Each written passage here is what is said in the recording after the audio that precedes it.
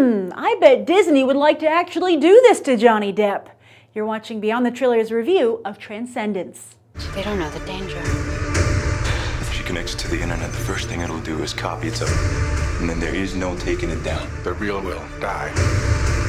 Whatever it is, it's building an army out there. What is this? It's evolution. This isn't evolution. It's an abomination. What the hell's happening? I'm able to fix them. This has gone too far, Will. Stop it! I don't understand. This is the future. This is not our future. You're not here with me. You've changed. Interestingly, Johnny Depp and Robert Downey Jr. are two different sides of the same coin. Both began their careers as teen idols, Depp with 21 Jump Street and Downey Jr. with The Pickup Artist.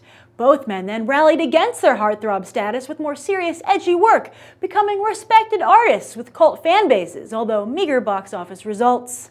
Then both men flipped the script, using their images to freshen up the blockbuster. Depp with Pirates of the Caribbean and Downey Jr. with Iron Man. Now they've become franchise men, rarely making the smaller, quirkier movies that kept them on the Hollywood map for so long.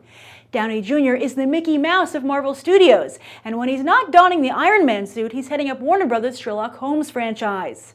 Meanwhile, Depp is also a Disney man, prepping for his 5th outing as Jack Sparrow, a second Alice in Wonderland, and helping out their upcoming musical Into the Woods with a small yet pivotal role.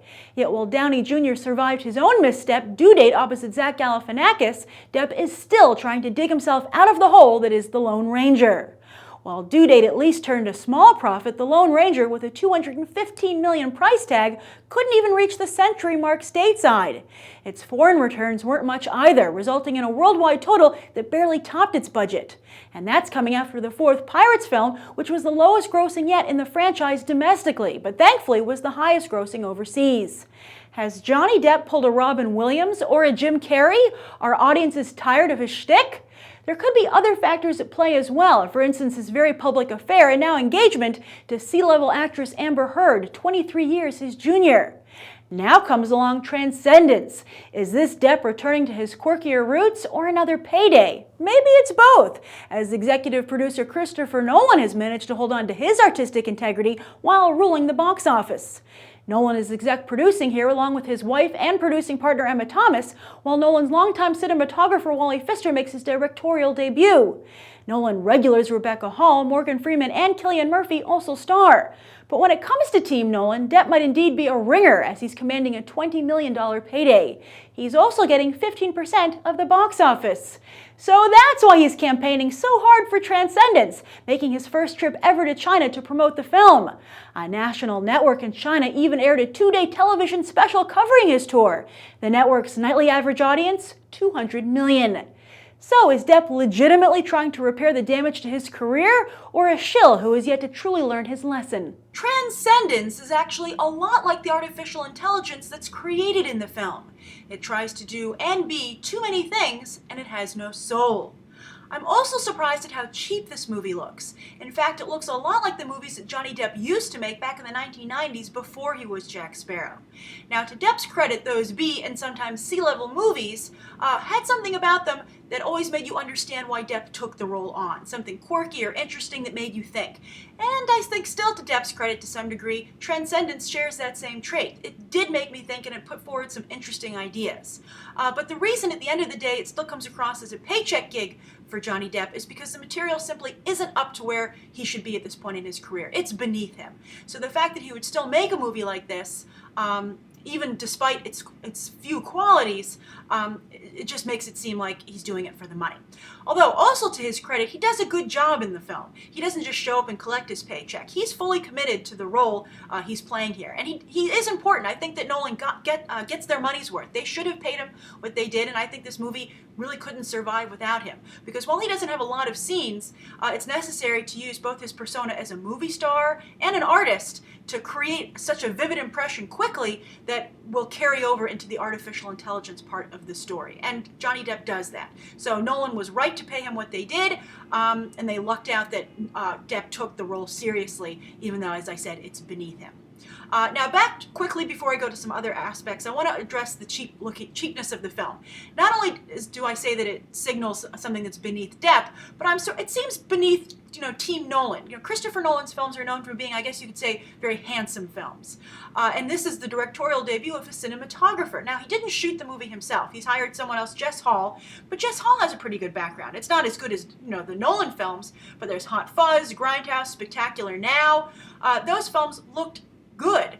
They didn't have this 90s cheapness to them. So, and maybe it's because of the special effects and the budgetary restraints. Maybe this is like, when you have to put a lot of money towards special effects, it has to be taken away from another department. But, for instance, Oculus just came out recently. That was made for $5 million. The movie looked phenomenal. So I see no reason why this movie has to look so cheap, and why you would have two people who are so good at visuals, Christopher Nolan and Wally Pfister, looking at the dailies and not saying this looks really bad is surprising to me. So that was something that just bothered me throughout the film. Also, though, back to this thing about Depp not having a lot of screen time. That was a problem, I think, overall for the film, and that no characters had a lot of screen time. You didn't have a lead. There was nobody that you were set to say, this is who you're supposed to identify with. This is who you're supposed to emotionally bond with. That never happened. There was just too much going on, too many different threads. In fact, it reminded me of a television show. But the difference is a television show has much more time to develop the characters in each thread. So that's why they're able to get away with that, to operate at multiple levels as this movie tries to do. Maybe if this had been drawn out into a trilogy, this could have worked.